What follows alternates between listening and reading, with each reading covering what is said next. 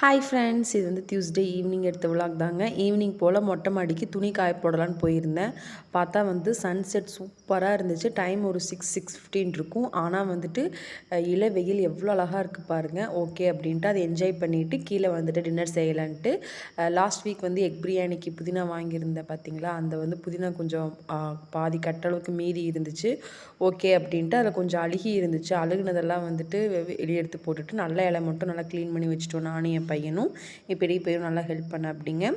அதுக்கப்புறம் டின்னருக்கு வந்து இட்லிக்கு வந்து புதினா சட்னி செய்யலாம் அப்படின்ட்டு வந்துட்டேங்க. புதினா தக்காளி புதினா சட்னின்னு சொல்ல முடியாது, புதினா தக்காளி எல்லாம் போட்டு ஒரு சட்னி ட்ரை பண்ணி பாருங்கள், சூப்பராக இருக்கும். ரொம்பவே சிம்பிளுங்க. பேனில் ஆயில், உளுந்த பருப்பு, பச்சை மிளகாய், கருவேப்பிலை, வெங்காய தக்காளி போட்டு நல்லா வதக்கிக்கோங்க. இது கூடயே மஞ்சத்தூள், புதினா இருக்குது பார்த்தீங்களா, அதை போட்டு லிட் க்ளோஸ் பண்ணி வச்சுட்டு அந்த ஆவிலேயே தக்காளி புதினால நல்லா வெந்து வந்துடும். இது கூட சால்ட்டு போட்டுட்டு நல்லா ஒரு பரட்டிட்டு இறக்கி வச்சுருங்க. இது நல்லா ஆறட்டும். ஆறுற கேப்பில் வந்துட்டு நம்ம வந்து கூடவே கார சட்னியும் இட்லியும் வந்துட்டு செஞ்சிடலான்னு செஞ்சிட்ருக்கேன். என்னென்னு தெரியல, சடனாக வந்து ஒரு கார சட்னி சாப்பிட்லான்ட்டு ஒரு கிரேவிங்ஸ், அதனால தான் பண்ணிகிட்ருக்கேன். இட்லி மாவு பாருங்கள் எவ்வளோ அழகாக பொங்கி ஃப்ளஃபியாக இருக்குன்ட்டு. ஓகே அப்படின்ட்டு கையோட இட்லியும் ஊற்றி வச்சுட்டேன்.